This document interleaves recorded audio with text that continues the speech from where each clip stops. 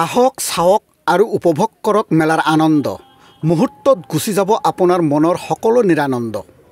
চাপৰত ৰাস মেলাৰ আয়োজন, ল'ৰা ছোৱালীৰ লগতে পিতৃ মাতৃয়েও উপভোগ কৰিব পাৰিব মনোৰঞ্জন। চাপৰ আঞ্চলিক মিলন ৰাস উৎসৱ উদযাপন সমিতিৰ তৰফৰ পৰা চাপৰ উচ্চতৰ মাধ্যমিক বিদ্যালয় খেলপথাৰত অনুষ্ঠিত কৰিছে 10 দিনীয়া এক আকৰ্ষণীয় মেলা।